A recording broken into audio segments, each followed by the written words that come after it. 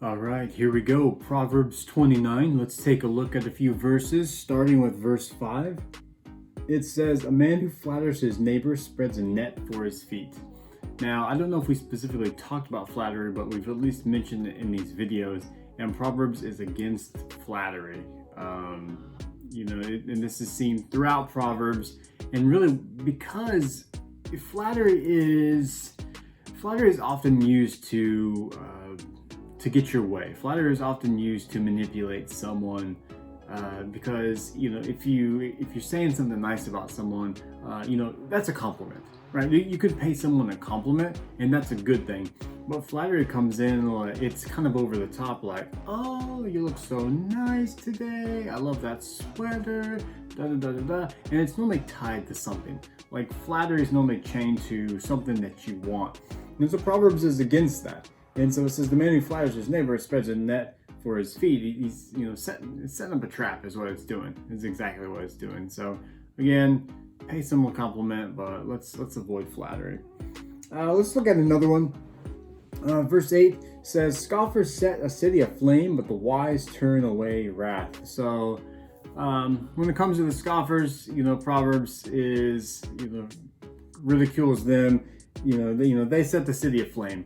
So it's the scoffers that take a bad situation and they make it worse. So rather than remaining cool-headed about something, they'll go from 0 to 60 in a negative way real quick.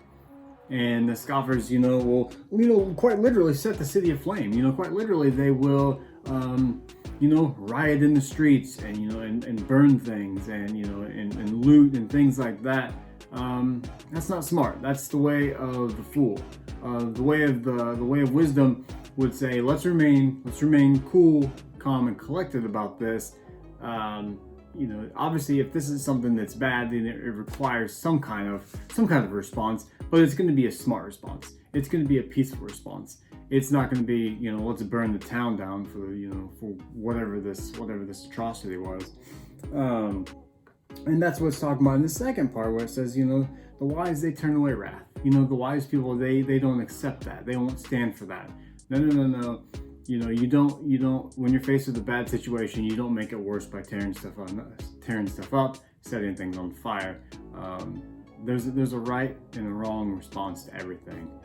The wise person, they more often than not, they find the right way to respond. The scoffer, the fool, the way of folly, this person, they don't respond in the correct way. Maybe accidentally they respond in the correct way, but for the most part they don't.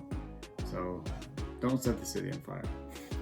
Let's look at one more. Let's look at 12 is a good one. "So if a ruler listens to falsehood, all his officials will be wicked." So the context here is really just kind of think a king. So if the king is wicked, if the king is listening to falsehood, if the king is being deceived, then it's only a matter of time before his advisors or his council or those underneath him, before they become wicked too. And in the United States, we don't really have kings necessarily, but the same can apply to to the president.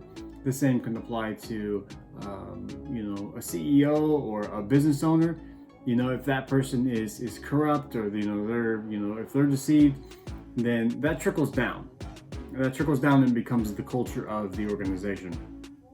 And the same is true with in the church world as well.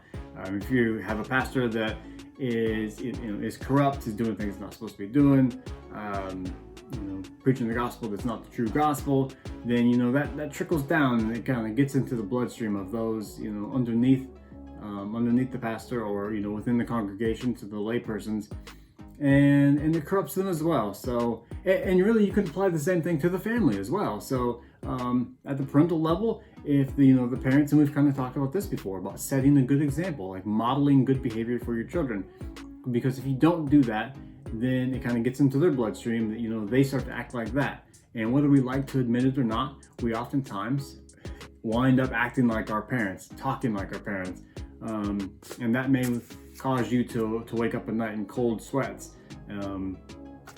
I get it, I understand, but it's all the more reason that we should be motivated again to be wise in the way that we parent, Be wise in the way that we run a business. Be wise in the way that we pastor. Be wise in the way that we exercise authority over whatever size the audience is. So Proverbs 29, almost to the end. We'll see you in the next video.